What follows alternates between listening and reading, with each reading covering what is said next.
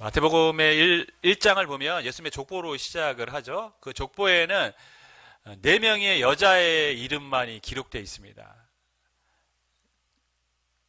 다말, 라합, 룻, 그리고 예수님의 모친 엄마였던 마리아가 이제 기록되어 있습니다. 예수님의 족보에 기록된 여성, 그것만으로도 영광스럽지 않습니까? 아마 세상에서 살았던 여자들 중에 가장 영광스러운 사람들 중에 속해 있을 사람들 같습니다. 예수님의 족보에 들어갔던 여성. 그런데 그 중에서도 그 네 명의 여자 중에서도 저는 가장 인생의 반전을 이룬 여자가 있다면 라합이라고 뽑고 싶습니다.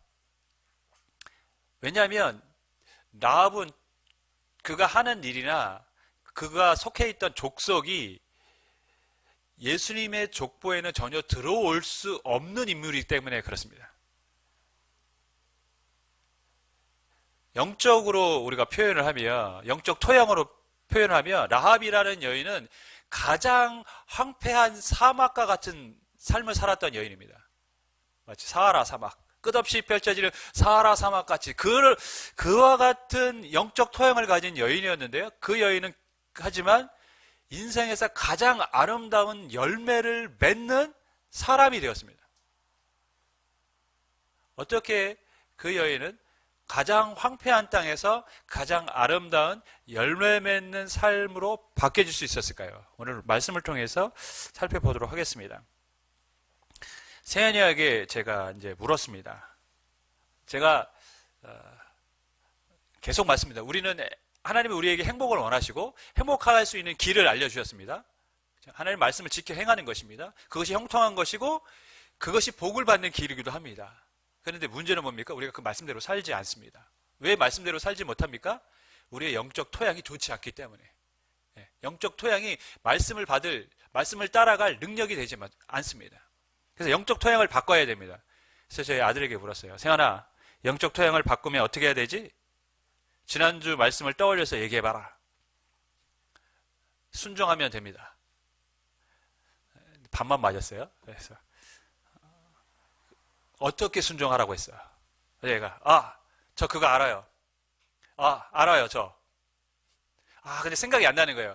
그러면서 하는 얘기가 고급진 단어가 생각이 안 난대요. 그래서 네가 그럼 생각나는 대로 한번 얘기해봐라. 그랬더니 우리 세연이가 이렇게 얘기했습니다. 듣자마자 순종이요. 근데 더 정확한 표현 같았어요. 더 이렇게 딱 와닿는 말이었어요. 듣자마자 순종. 맞아. 듣자마자 순종. 즉각적인 순종이 고급적일지 몰라도 듣자마자 순종이 우리에게는 더 이렇게 착 와닿는 것 같다라는 느낌이 들었습니다. 여호수아는 하나님의 말씀을 듣자마자 순종을 했습니다. 그렇지 않습니까? 순종을 했어요. 그래서 3일 만에 요단을 건너가자 하고 말하고 백성들에게 양식을 준비하라라고 명령을 했습니다. 그리고 나서 어떤 일을 행했습니까? 요단을 온 백성이 건너가기 전에 정탐꾼을 미리 보냈습니다. 1절을 보면 눈의 아들 여호수아가 시팀에서 두 사람을 정탐꾼으로 보내며 이르되 가서 그 땅과 여리고를 엿보라 하며, 정탐꾼을 보낸 목적은 그 땅 여리고를 엿보는, 여리고를 정탐하는 것이 목적입니다. 저는 근데 이 부분에서 실은 굉장히 큰 의문이 하나 생겼었어요. 이것 때문에 새벽에 자다가 깨가지고 한참 생각했습니다. 도대체 이 정탐꾼은 어떻게 요단강을 건넜을까 하는 부분입니다. 제가 여태껏 한 번도 생각해 본 적이 없었던 부분이에요. 근데 주중에 설교에 대해서 묵상하면서 근데 도대체 이 정탐꾼들은 어떻게 요단강을 건넜을까? 생각하니까 새벽에 일어나서 잠이 안 와요. 그래서 한참 혼자 이렇게 앉아갖고 생각했어요. 어떻게 건넜을까? 어떻게 건넜을까요? 성경에 기록이 되어 있지 않습니다. 아이언맨처럼 슈트 입고 날아가진 않았을 것 같고, 그죠? 근데 제가 한참 고민하다가 이제 생각해 본 것은 가끔 어떤 TV 프로를 보면 급류가 흐르는 곳에는 뭐가 있냐면 나무와 나무 사이에 큰 끈으로 이렇게 미리 묶어놔요. 급류 때 건너갈 수 있도록. 그러니까 아마 물이 많이 흐르지 않을 때 사람들이 많이 흐를 때를 대비해서 묶어놨던 것 같아요. 어쩌면 요단강도 우기 때마다 물이 급류가 흐르기 때문에 사람들이 건너갈 수 있는 뭔가 끈을 만들어 놓은 것은 아닐까라는 생각을 해봤습니다. 어디까지나 이거는 제 추측입니다. 하지만 분명한 것은 건장한 성인들은 그 끈을 잡고 건너갈 수는 있겠죠. 그 사람들에게도 아마 위험했을 수 있습니다. 하지만 60만의 장정과 그 아이들, 여자들, 가축들이 건너기에는 실은 불가능한 것은 사실입니다. 어쨌거나 그들은 어떤 방법을 했는지 모르지만 요단강을 건넜습니다. 건너서 여리고로 침입을 했습니다. 여리고 성에 갔죠. 근데 실은 이 정탐이라는 말을 들으면 이스라엘 백성들에게는 안 좋은 뭐가 있습니까? 추억이 있습니다. 그죠? 이스라엘 백성들에게는 안 좋은 정탐에 대한 역사가 있어요. 모세가 가데스 바네아에서 각 지파당 한 명씩 가나안 땅을 정탐하라고 보냈습니다. 그래서 12명이 갔다 왔습니다. 그 정탐의 목적은 뭡니까? 그 땅을 보고 오는 겁니다. 두루 살피고 왔어요. 그래서 사람들이 그 땅에 가서 열매도 따갖고 오고 이 땅은 정말 하나님이 우리에게 말씀하신 대로 젖과 꿀을 흐르는 땅이다 라고 그렇게 보고를 했습니다. 하지만 그 12명 중에 10명은 어떻게 보고합니까? 하지만 그 땅의 거민, 그 땅에 사는 주민들은 너무 크고 장대해서 우리가 그들에게 비교하면 우리는 메뚜기처럼 보인다. 도저히 싸워서 승산이 없다 라고 보고를 합니다. 그래서 온 백성들이 10명의 말에 어떻게 됩니까? 마음이 움직입니다. 그들의 말에 막 흔들려요. 그래서 우리가 여기서 죽느니 차라리 애굽으로 돌아가자. 그래서 가나안 땅 들어가는 것을 포기했습니다. 원래는 가나안 땅을 들어가려고 그 땅을 탐지하려고 갔는데 그 땅을 탐지하고 오더니 그 땅에 가는 걸 포기했어요. 그래서 하나님이 어떻게 말씀하십니까? 그래? 너희는 들어가지 마. 그래서 그 세대 사람들이 다 죽을 때까지 38년을 광야에서 살게 하셨습니다. 그래서 그 세대 사람들은 다 죽었어요. 그리고 나서 그 다음 세대가 지금 가나안 땅에 들어가려고 지금 모여 있는 것입니다. 단 두 사람만 빼고요. 누구요? 여호수아하고 갈렙만 빼고. 근데 그 정탐에 대한 안 좋은 추억이 있음에도 불구하고 여호수아는 정탐을 보냈습니다. 왜 보냈을까요? 이번 정탐은 다른 목적이기 때문에 그렇습니다. 모세는 땅을 탐지하고 보고 오는 것이 목적이었다면 여호수아의 정탐의 목적은 전쟁을 준비하기 위한 목적이었습니다. 본문을 보면 그렇게 기록되어 있죠. 그 땅과 여리고를 엿보라. 그러니까 여리고 지역의 상황들을 보고 오라라는 것입니다. 여리고는 요단을 건너면 첫 번째로 만나야 되는 성입니다. 성벽으로 이렇게 둘러싸인 그런 도시라고 보면 됩니다. 굉장히 견고한 성입니다. 가나안 땅을 점령하기 위해선 이 성을 무너뜨리지 않고는 진군할 수가 없습니다. 그러니까 여호수아는 이 여리고와의 전쟁을 하기 위해서 정탐꾼을 보낸 것이죠. 알아야 될 게 많았겠죠. 전쟁을 해야 되는데 성벽은 어떻게 생겼는지, 경비는 어떻게 쓰고 있는지, 어느 쪽이 경비가 삼엄한지, 아니면 어느 쪽으로 가야 안전한지, 그런 것들, 또 경비의 근무 교대는 언제 해야 되는지 다 파악해야 됐을 것입니다. 지금 여호수아가 정탐을 보낸 목적은 전쟁을 하기 위해서 보낸 것입니다. 다시 말해서 하나님이 주신 사명을 위해서 그는 그것을 준비하고 있는 것이죠. 여러분, 믿고 즉각적으로 순종하는 것이 중요하고 필요합니다. 그러나 그렇다고 무턱대고 행동하는 것이 다 믿음 있는 행동은 아니라는 것을 우리가 여호수아를 통해서 알게 됩니다. 작전이 필요합니다. 계획이 필요합니다. 하루에 어떻게 경건생활을 해야겠다, 기도 어떻게 해야겠다, 계획이 없는 사람은 지속할 수가 없습니다. 동기부여를 받아서 그래 해야지라고 마음이 있지만 그냥 무턱대고 해야지라고 시작했는데 정해진 시간이 없고 정해진 장소가 없으면 지속을 못해요. 하다가 중지합니다. 그렇죠? 그렇지 않습니까? 그게 왜 지속을 못하냐? 정해놓지 않기 때문에, 계획이 없기 때문에 그렇습니다. 내가 몇 시에 해야지. 내가 몇 시에 기도해야지. 어디서 해야지. 이게 없으니까 지속이 안 되는 겁니다. 상황이 되면 하고 말고. 마음은 있었지만. 공부도 그렇습니다. 공부해야지 되는 의욕이 엄청 많아요. 우리 첫째는. 의욕만 많아요. 의욕만. 근데 계획이 없어요. 계획이 없으니까 어떻게 합니까? 의욕으로 끝나는 겁니다. 의욕이 있는 게 얼마나 다행입니까? 그죠? 하지만 계획까지 있으면 얼마나 좋겠습니까? 여러분, 우리가 교회의 미래에 대한 교회에 대한 고민이 있고 예배에 대한 고민이 있습니다. 계획이 필요하죠. 지혜가 필요합니다. 그래서 기도해야 될 부분들입니다. 해야지, 바꿔야지. 우리는 다 그렇게 공감하고 그러한 충분한 목적과 의미를 부여하며 그것을 세울 마음도 있습니다. 하지만 중요한 것은 뭡니까? 계획을 세울 지혜가 필요한 것입니다. 그리고 이제 계획이 섰다면 실천해야겠죠. 여러분 기도해 주십시오. 다음 세대 젊은이들이 참여할 수 있는 예배를 만들어갈 수 있도록 여러분 기도해 주셔야 됩니다.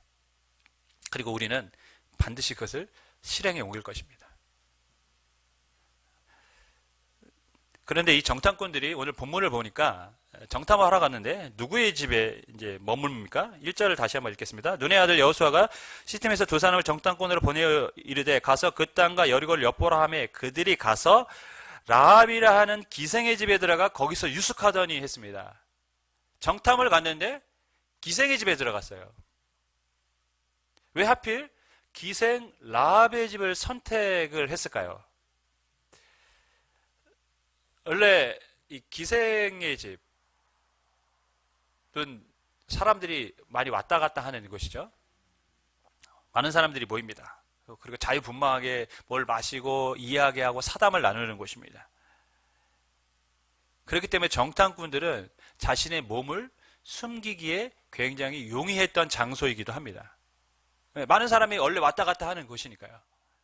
그리고 많은 이야기들이 들리는 곳이기 때문에 여리고의 상황을 엿들을 수도 있는 곳이기도 합니다. 또한 이 기생 라합의 집은 본문을 읽다 보면 여리고 성 위에 있는 곳이라고 했습니다. 성벽 위에 있습니다. 성벽 위에 있기 때문에 여리고 성을 보기가 굉장히 용이한 장소입니다.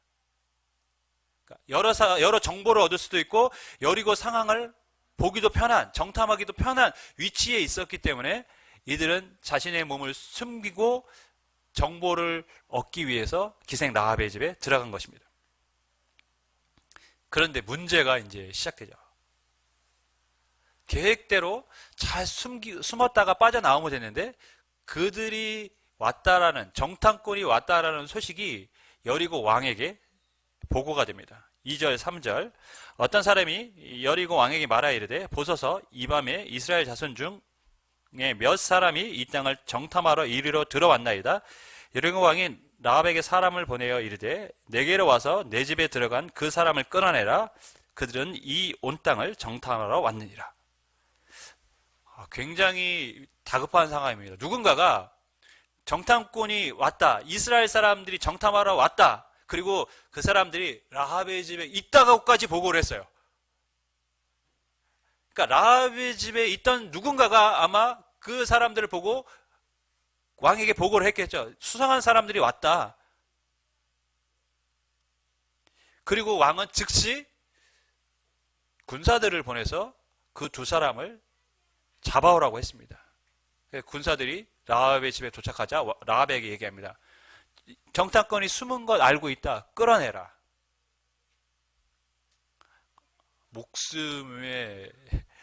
목숨이 왔다 갔다 하는 절체절명의 상황이 지금 펼쳐졌습니다. 라합이 어떻게 하느냐에 따라서 정탐꾼들의 운명과 여호수아의 계획, 이스라엘의 계획이 한 번에 날아갈 수도 있는 그런 다급한 상황입니다.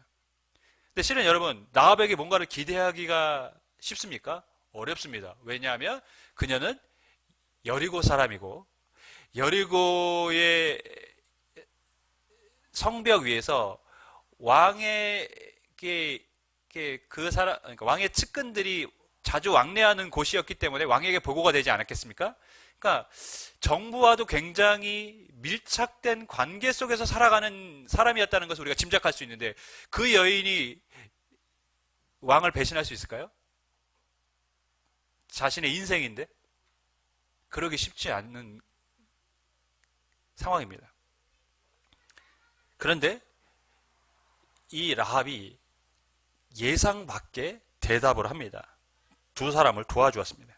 4절 그 여인이 그 두 사람을 이미 숨긴지라 이르되 과연 그 사람들이 내게 왔었으나 그들이 어디에서 왔는지 나는 알지 못한다. 이렇게 얘기했습니다.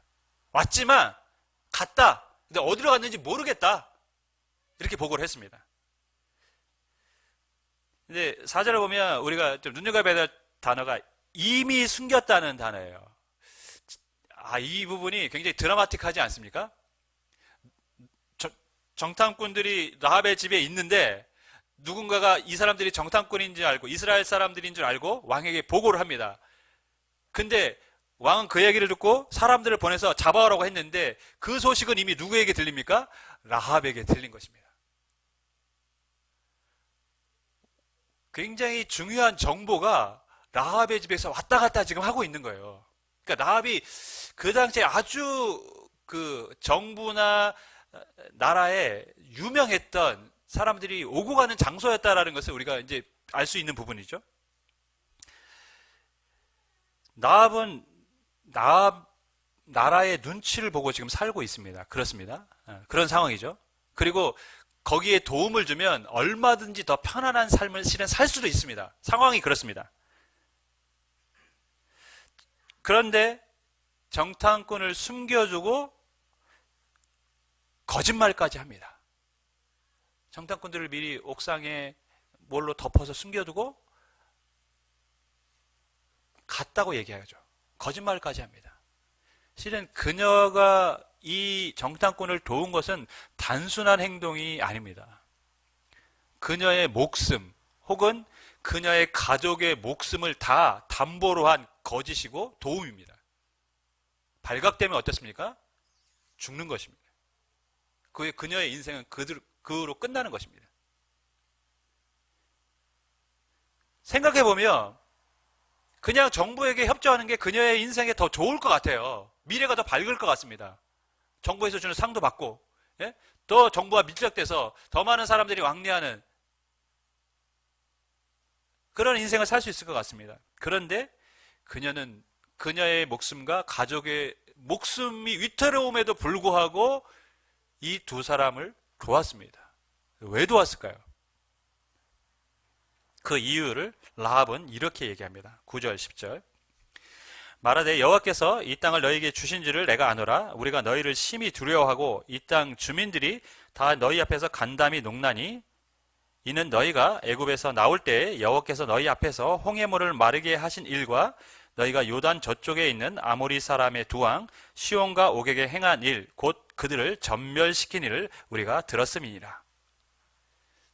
라합뿐만 아니라 여리고에 사는 모든 사람들이 이스라엘 백성들의 이야기를 들었다는 것입니다. 홍해를 건너고 요단 동편의 땅들을 그 왕들을 점령하고 차지했던 이야기를 다 듣고 사람들이 두려워하고 있다는 거예요. 왜? 그들이 이리로 온다라는 것을 짐작하고 있다는 것이죠. 그러니까 우리도 점령당할 수 있다. 우리도 멸망당할 수 있다라는 것 때문에 사람들이 두려워하고 있다는 것입니다. 그런데 우리가 이 라합의 말에서 중요하게 생각해야 될 단어가 있는데 그 말은 여호와께서라는 말입니다. 이스라엘 백성들 그들의 힘과 그들의 뭔가 군사력이 대단해서 지금 요단을 건너고 요단 동편을 차지한 것이 아니라 여호와께서 그들과 함께 계시고 그들에게 홍해를 건너게 하시고 요단 동편을 차지하게 하셨다는 겁니다. 지금 라합은 자신의 주변에 일어나고 있는 이스라엘 백성들의 이야기가 단순히 한 민족의 이야기가 아니라 하나님께서 함께 하시는 신앙의 역사로 보고 있는 것입니다. 그냥 민족과 민족 간에 있는 어떤 현상, 일, 사건이 아니라 하나님이 계획하시고 하나님이 함께 하시고 하나님이 주관하시는 하나님의 역사로 보고 있다는 것입니다. 이게 중요한 것이죠. 왜 라합이 자신의 전 인생을 하나님께 이 두 사람을 돕는 일에 맡겼을까요? 자신의 전 인생, 자신의 가족의 인생을 거기에 걸었습니다. 왜냐하면 하나님께서 이 민족과 지금 함께 계시기 때문이라는 걸 알았기 때문입니다. 하나님이 함께 계시면 이 여리고 성도 곧 무너질 것이다. 이 여리고 성도 정복당할 것이다. 그녀가 본 것은 무엇입니까? 세상에 흘러가는 이야기들이 사람들의 이야기가 아니라 그는 그 속에서 하나님이 함께 하시는 하나님의 역사를 보고 있습니다. 그녀가 자신의 인생을 모두 걸었던 이유가 여기에 있습니다. 세상의 일을 인간의 눈이 아닌 믿음의 눈, 신앙의 눈으로 보고 있었던 것입니다. 여러분, 우리에게도 그것이 필요하지 않습니까? 우리가 우리의 영적 토양이 바뀌어야 된다고 말씀드렸습니다. 첫 번째로 듣자마자 순종해야 된다고 말씀드렸습니다. 즉각적인 순종이죠. 두 번째, 무엇이 필요합니까? 이 세상을 하나님의 눈으로 봐야 합니다. 하나님의 역사로 봐야 하는 것입니다. 내 삶에 일어나고 있는 일들이 우연이나 그냥 일상의 일이 아니라 하나님의 역사로 볼 때 우리는 하나님 앞으로 나아갈 수가 있습니다. 라합처럼. 오늘 말씀해 주는 중요한 메시지가 바로 그것입니다. 세상을 읽는 눈이 중요하다는 것이죠. 세상을 보는 눈에는 두 가지의 눈이 있습니다. 인간의 역사로 보는 것이고, 사람의 역사로 보는 것이고, 하나님의 역사로 보는 것입니다. 인간의 역사로 보면 달라질 것이 없습니다. 우리에게 일어나고 있는 모든 일들은 단지 그냥 사람과의 관계이고 우연이거나 어쩌면 운이 좋아서 뭐가 되어진 일에 불과할 뿐입니다. 그러니까 내게 일어나고 있는 일들이 그냥 내가 관계 속에서, 사람과의 관계 속에서 어떻게 생긴 일이고, 어쩔 때는 재수가 좋아서 좋은 일 생기고, 어쩔 때는 재수가 없어가지고 나쁜 일 생기고, 이렇게 생각하고 흘러간다라는 것이죠. 그렇게 세상을 바라보는 순간 우리의 영적 토양은 어떤 변화도 일어나지 않습니다. 왜? 바꾸질 않기 때문에.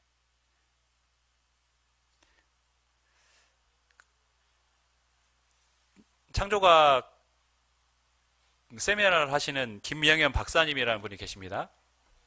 창조가 과학적 사실이라는 것을 이제 증명하시는 분이신데요. 그분은 이제 목사님의 아들이셨는데, 실은 자라면서 학교에서는 다 진화론을 배우니까 하나님이 창조하셨다는 말에 실은 믿기지 않았대요. 자신은.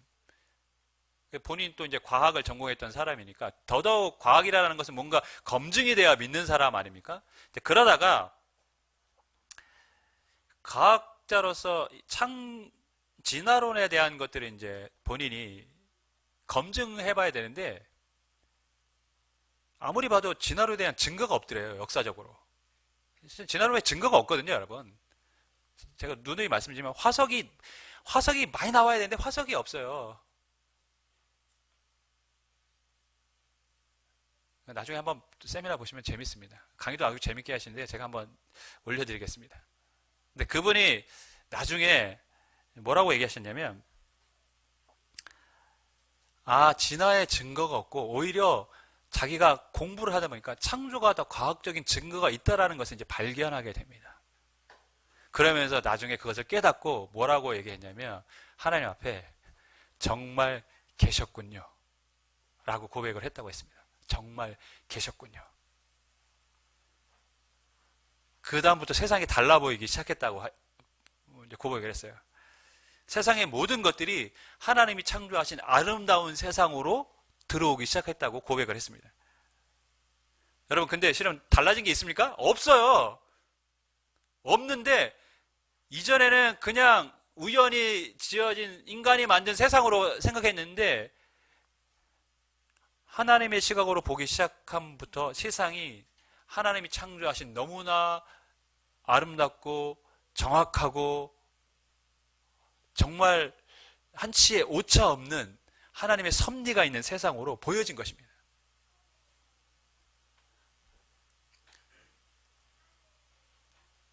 우리가 이 세상을 어떤 눈으로 보느냐는 너무 중요합니다. 그것이 우리의 신앙을, 우리의 영적 토양을 바꾸어 놓기 때문에 그렇습니다. 저는 여러분이 이 세상을, 여러분이 일어나고 있는 이런 일들을 믿음의 눈, 신앙의 눈으로, 하나님의 시각으로 바라볼 수 있기를 주님의 이름으로 간절히 축원하겠습니다. 축원하겠습니다. 네. 주를 찬양이라는 그 찬양의 3절 가사가 이렇습니다. 주위를 둘러보면 아무도 없는 듯 믿음의 눈을 넣으면 보이는 분 계시네. 믿음의 눈을 넣으면 보이는 분이 계십니다. 우리가 시선이라는 찬양에도 이러한 후렴구가 있죠. 모든 시선을 주님께 드리고 전능하신 하나님을 느끼네. 우리가 시선을 하나님께 딱 주님께 맞추면 전능하신 하나님이 느껴진다라는 거예요. 그리고 내 삶은 주의 역사가 된다.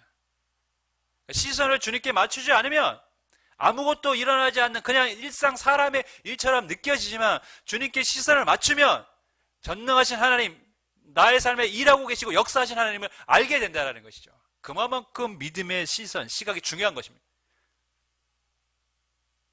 여러분, 믿음의 눈으로 세상을 보시기를 주님으로 간절히 축원하겠습니다. 두 번째, 하나님의 때를 붙잡아야 한다는 것이죠. 11절, 우리가 듣자 곧 마음이 녹았고 너희로 말미암아 사람이 정신을 잃었나니 너희 하나님 여호와는 위로는 하늘에서도 아래로는 땅에서도 하나님이시니라. 이렇게 라합이 고백을 했습니다. 이스라엘을 통해 일하시는 하나님의 역사를 듣고 라합은 하나님이 온 세상에서 가장 위대한 하나님, 신이라고 고백을 했습니다. 수많은 이스라엘 백성들이 지금 요단강 앞에 있고 이제 요단강을 건너서 그들에게 다가올 것, 진군해 올 거라는 것을 라합은 알고 있습니다. 근데 라합은 그 진군을 사람들이 오는 것으로 생각하지 않고 하나님이 오고 있는 것으로 보고 있는 것입니다. 하나님이 이 땅에 오고 계신다.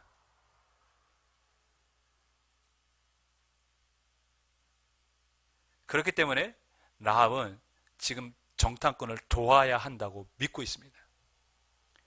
내가 이때 이들을 도와야만 나와 우리 가족이 살 수 있다.